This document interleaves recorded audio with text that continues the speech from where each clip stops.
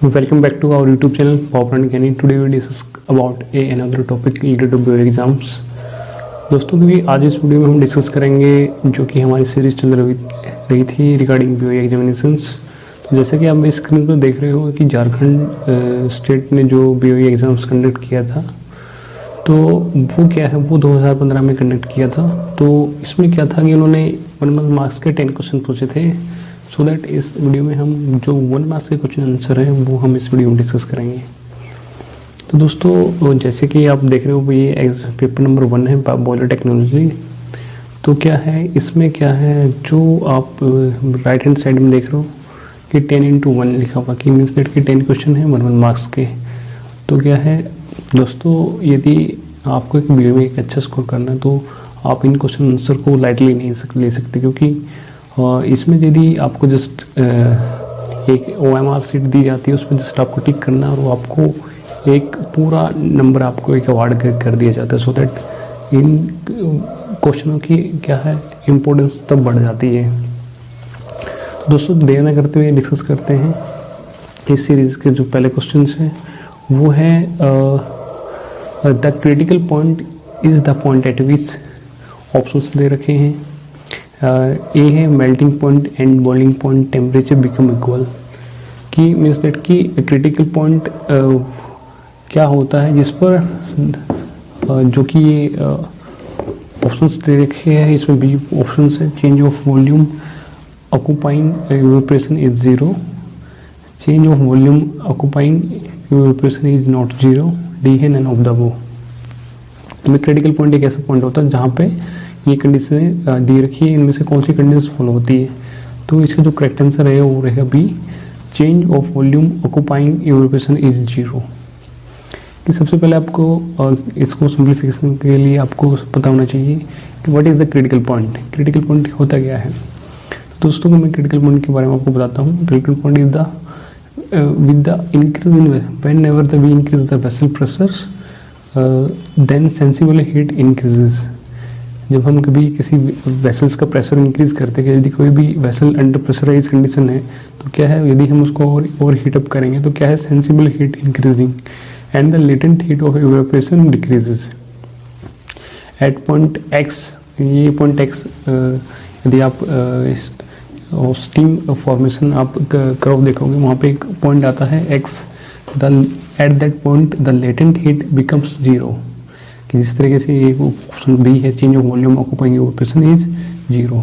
तो critical point पे जो वॉल्यूम ऑक्यूपाइंग इवेपोरेशन है वो क्या है 0 रहता है। Here water is convert into superheated steam directly, कि भाई इस पॉइंट पे आकर जो वाटर है वो जो सुपरहीटेड स्टीम है वो डायरेक्टली कन्वर्ट हो जाता है इस पॉइंट पर आकर। तो so that this is called the critical point. Hence the pressure is called critical pressure. This pressure is यदि हम क्रिटिकल जहाँ पे क्रिटिकल पॉइंट आता है वहाँ पे क्या टेम्परेचर रहता है, क्या प्रेशर रहता है, क्या टेम्परेचर रहता है। तो क्या मैं आपको बता रहा हूँ जो प्रेशर रहेगा वो क्या रहेगा 225 kg पर सेंटीमीटर स्क्वायर, या कह सकते हैं 221.2 बार।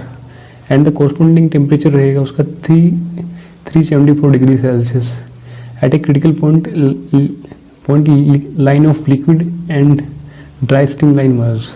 जो वो है अपनी जो यदि आप स्टीम फॉर्मेशन कर्व देखोगे तो क्या है क्रिटिकल पॉइंट पर जो लिक्विड लाइन है और ड्राई स्टीम लाइन है वो एक दूसरे को मर्ज करती हुई आपको दिखाई देगी। दोस्तों आई थिंक आपको क्रिटिकल पॉइंट के बारे में क्लियर हो गया होगा। तो नेक्स्ट क्वेश्चन में मूव आउट करते हैं। नेक्स्ट क्वेश्चन में पूछा गया है the total heat of the steam eight A pressure of 10 atmosphere is 630 kcal per kg। The condition of the steam is, कि भाई आपको जो टोटल हीट ऑफ स्टीम एक प्रेशर 10 के एट अ प्रेशर पर वो 630 kcal per kg है। तो इस कंडीशन में स्टीम की क्वालिटी कैसी रहेगी, क्या वो वेट रहेगी, बी है ड्राई एंड सैचुरेटेड रहेगी, सी है सुपर हीटेड रहेगी, डी है नन ऑफ द अबव रहेगी। यदि हम इसको यदि देखा जाए तो प्रॉपर्टी ऑफ स्टीम्स में देखा जाए या स्टीम टेबल में देखा जाए तो जो 10 एटा पर जो स्टीम रहेगी वो क्या है ड्राई एंड सैचुरेटेड रहेगी। तो इसका जो करेक्ट आंसर रहेगा वो रहेगा बी ड्राई एंड सैचुरेटेड। अभी थर्ड क्वेश्चन की तरफ मूव आउट करते हैं। थर्ड क्वेश्चन में पूछा गया है कि which of the following is a fire tube boiler, कि इनमें से कौन सा फायर ट्यूब बॉयलर है। ऑप्शन से लंकेशियर बॉयलर, बी है कोकरन बॉयलर, सी है लोकोमोटिव बॉयलर, डी है ऑल ऑफ द अबव।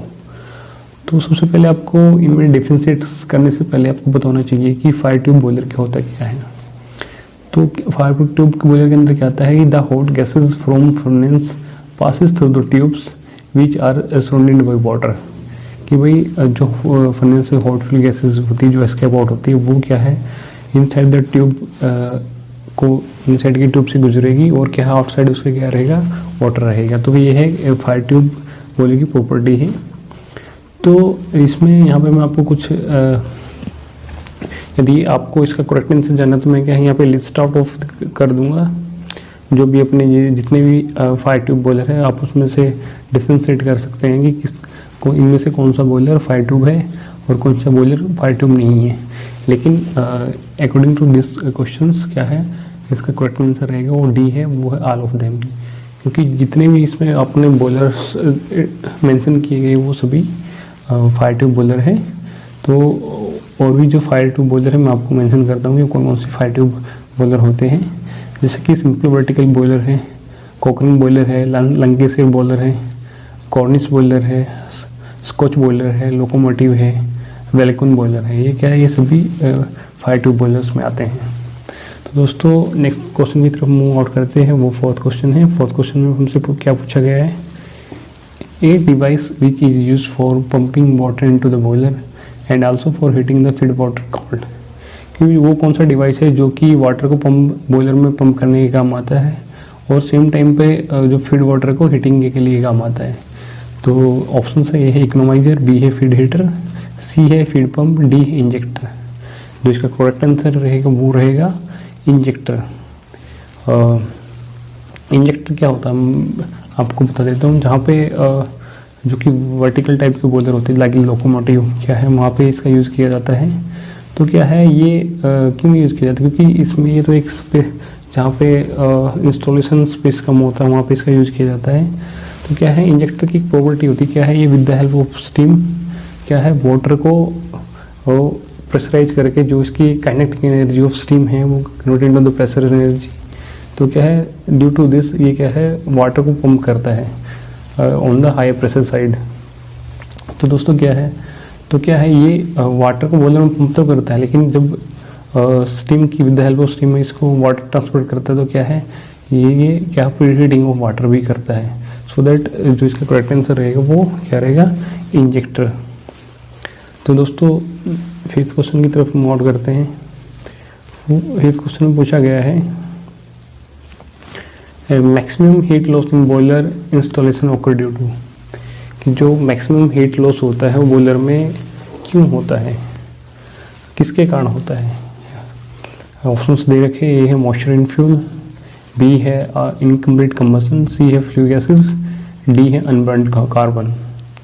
तो दोस्तों अकॉर्डिंग टू दिस प्रॉब्लम्स देखा जाए जो मैक्सिमम हीट लॉस होता है वो फ्लू गैसेस के होते हैं की वजह से होता है, क्योंकि जो the most of the flue gases most of the heat losses are due to the high temperature of dry flue gases leaving the boiler, कि जो मेजर लॉस होता है वो जो ड्राई फ्लू गैसेस होती है वो क्या है वो फर्नेस से एस्केप आउट होके चली जाती है। तो क्या है वो किस कारण से जाती है, या तो हमारी बॉयलर्स के अंदर जो स्केलिंग आ जाती है, ट्यूब स्केलिंग आ जाती है, आउटर सरफेस पे क्या है स्केलिंग हो जाती है। तो क्या है जो हमारा हीट एक्सचेंजर एरिया क्या है वो हीट गेन नहीं कर पाता from the flue gases. So क्या देते हैं जो क्या है जो हमारी maximum amount of heat gases escape out हो जाती है without working, so that the major losses of in the installation of occurrence due to the flue gases. दोस्तों आपको इसको अवॉइड करने के लिए अपने पीरियडिकली क्लीनिंग होती है, आप पीरियडिकली क्लीनिंग करें अपने हीटिंग सरफेस एरिया की, पीरियडिकल शटडाउन्स ले, पीरियडिकल मेंटेनेंस ले, तो क्या है इन लॉसेस से हमें बचा जा सकता है। तो इसमें सिक्स क्वेश्चन है कि the absolute pressure of air in the condenser is determined by, जो एब्सोल्यूट प्रेशर है इनसाइड द कंडेंसर वो किसके द्वारा बताया जा सकता है, बताया गया है। ए है ऑप्शन है ए है डाल्टन्स लॉ, बी है चार्ल्स लॉ, सी है बॉयल्स लॉ, डी है एवोगैड्रो लॉ। तो दोस्तों इसका करेक्ट आंसर रहेगा और डाल्टन्स लॉ। जो absolute pressure of air in condenser वो डिटरमाइन बाय किया गया है डाल्टन्स लॉ। इससे पहले आपको क्लियर सिंप्लीफिकेशन से पहले आपको पता होना चाहिए कि डाल्टन्स लॉ होता क्या है। डाल्टन्स लॉ ने क्या बताया है कि partial pressure is a gas law.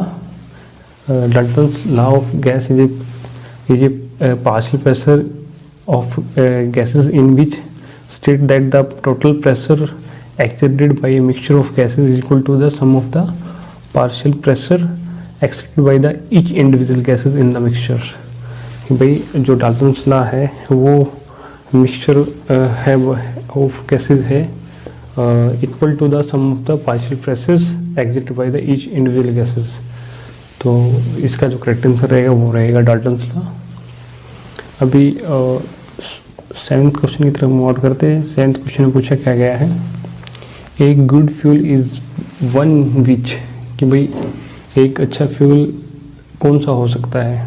तो ऑप्शंस दिए गए हैं, A high ignition point and high calorific value, जिसका भाई हाई इग्निशन पॉइंट हो या फिर हाई कैलोरीफिक वैल्यू वो, या फिर high ignition point and low calorific value, कि भाई जो इसका इग्निशन पॉइंट है वो हाई होना चाहिए और इसकी कैलोरीफिक वैल्यू लो होनी चाहिए। सी में बताया गया कि low ignition point and low calorific value. D है low ignition point and high calorific value. भाई जो देखो जो हमारा गुड फ्यूल आता है वो क्या है, उसका जो इग्निशन पॉइंट है वो हमेशा कम होना चाहिए और जितनी ज़्यादा उसकी कैलोरीफिक वैल्यू रहेगी उतना ही हमें हीट कंटेंट कैपेसिटी उसकी ज़्यादा रहेगी। सो दैट जिसका करेक्ट आंसर रहेगा वो रहेगा D, low ignition point and high calorific value. यदि मैं आपको बताऊं कि what is the characteristics of a good fuel, कि जो गुड फ्यूल होता है उसकी विशेषता क्या होती है। A fuel is considered good और वैल्यूएबल, एक जो फ्यूल होता है उसको हम कंसिडर कह सकते हैं अच्छा है या फिर महत्वपूर्ण। If it has a low ignition temperature and it produce a large quantity of heat, कि भाई जो इसका इग्निशन टेम्परेचर है वो लो होना चाहिए और ये जलने के बाद काफ़ी ज़्यादा ह्यूज अमाउंट में इसको हीट प्रोड्यूस करनी चाहिए। It represent it is a calorific value, इसको कैलोरीफिक वैल्यू बोलते हैं इसकी। इट हाई है, हमेशा ज़्यादा होनी चाहिए। Ideal fuels should be easy to store, कि जो आइडल फ्यूल्स होते हैं उसको यदि हम स्टोर करेगा उसकी स्टोरिंग फंक्शनलिटी क्या है वो इजी होनी चाहिए। और जब वो जलता है तो उसके जलने के बाद एक बिल्कुल वो उसको आसानी से जलना चाहिए और उसकी जो आफ्टर एस जो बचती है बिल्कुल फाइन होनी चाहिए। They are the cheap easily available produce no harmful odours, कि भाई जो फ्यूल अच्छा होता है वो क्या है आसानी से अवेलेबल होना चाहिए और उसको जलने के बाद कोई भी हार्मफुल ऑर्डर गैसेस फॉर्म नहीं होनी चाहिए। तो ये तो कुछ कैरेक्टरिस्टिक्स थे कि गुड फ्यूल के। तो दोस्तों अभी इस वीडियो का जो 8th क्वेश्चन है, 8th क्वेश्चन में पूछा गया है, in a fuel gases analysis the constituent should be absorbed in the flowing models, कि जो हम फ्यूल गैसेस एनालिसिस करते हैं कि जो गैसेस का एब्जॉर्प्शन होता है किस ऑर्डर से होता है। इसमें ऑप्शन है ए है O2, CO2 and CO2, B है CO2, O2 एंड CO, और सी है ऑप्शन है CO2, CO and O2, D है CO, CO2 एंड O2। जो इसका करेक्ट आंसर होता है यदि कोई भी हम फ्यूल गैस एनालिसिस करते हैं तो क्या है आपने देखा होगा एक अपरेटस होता है उसको फ्यूल गैस एनालाइजर बोलते हैं। तो क्या है जब कभी भी आप उसको जिस भी एरिया का बॉयलर के अंदर जो फ्यूल गैस एनालिसिस लेना है आपको प्रोब वहाँ पे एक सैंपल पॉइंट में लगा देनी पड़ती है। आफ्टर दैट वो किस सीक्वेंस में आपको एनालाइज करके बोलता है वो सीक्वेंस रहता है सी। इसमें क्या पहले CO2 वो डिटेक्ट करे, after that CO, after that O2। तो इसमें जो सीक्वेंस रहेगा वो रहेगा CO2, CO, CO2। जिसका करेक्ट आंसर रहेगा वो रहेगा सी। अभी इस क्वेश्चन का जो सेकंड लास्ट क्वेश्चन है वो है which of the following is not a regenerative air heater. इनमें से कौन सा रीजनरेटिव हीटर नहीं है। तो दोस्तों आपने रीजनरेटिव हीटर के बारे में पूछा होगा, जैसे कि अपना हीटर्स होता क्या है, वो अपनी जो फ्ली गैसेस से हीट एक्सचेंज करके वो बॉयलर एफिशिएंसी को इंक्रीज कराने का काम होता है, या तो जो कंबसन एयर है उसका टेम्परेचर इंक्रीज करते हैं, या फिर विद द हेल्प ऑफ जो ट्रांसपोर्टिंग्स ऑफ कोल है तो वो कराने के काम आते हैं। तो इसमें क्या ऑप्शंस दे रखे हैं, ये है कि एल्जस्ट्रॉम टाइप एयर हीटर, डायफिनल एयर हीटर, सी है tubular heater, tubular type air heater, D है पेबल टाइप एयर हीटर। तो इनमें से कौन सा रीजनरेटिव हीटर नहीं है? मैं आपको बता देता हूँ, जो मैं यहाँ पे जैसे कि डायफिनल एयर हीटर है, पेबल टाइप एयर हीटर है, क्या ही बड़ी बड़ी यूनिट्स में इनका काम होता है, बड़े बड़े बॉयलर्स में लगे होते हैं। तो क्या है, जो ट्यूबुलर टाइप एयर हीटर है वो क्या है, छोटे बॉयलर में लगा होता है। सो इसका हम कह सकते हैं कि ये रीजनरेटिव एयर हीटर नहीं है। तो इसका कुछ करेक्ट आंसर रहेगा वो रहेगा C, tubular type air heater is not a regenerative air heater. इस वीडियो का लास्ट क्वेश्चन है। लास्ट क्वेश्चन में क्या पूछा गया है, the maximum strain energy that can be stored in a body is known as, कि भाई जो मैक्सिमम स्ट्रेन एनर्जी है वो किसी बॉडी में यदि हम स्टोर करते हैं उसको हम किससे जानते हैं?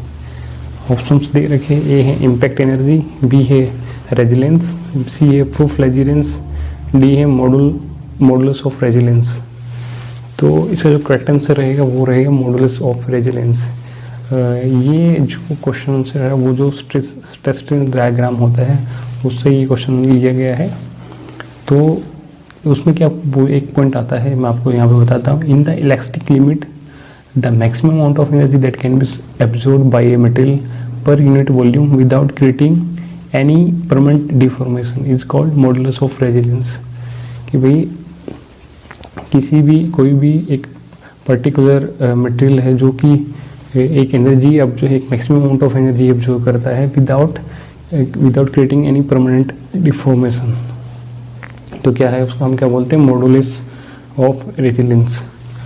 तो दोस्तों ये इस वीडियो का लास्ट क्वेश्चन था। आई होप जो मैंने 10 क्वेश्चन इस वीडियो में डिस्कस किए आई थिंक आपको समझ में आए होंगे। यदि आपको लगता है कि किसी क्वेश्चन पे आपको डाउट है तो मुझे बिल्कुल भी आप हेजिटेट ना करिए, आप नीचे कमेंट सेक्शन में किसी भी क्वेश्चन का आंसर या फिर आपको कोई गलत लगता है तो नीचे कमेंट सेक्शन में मुझे जरूर सजेस्ट करें, ताकि मैं भी आगे आ जाकर अपने आप को करेक्ट कर सकूँ और आगे आपके लिए करेक्ट इन्फॉर्मेशन आगे लेकर आऊँ।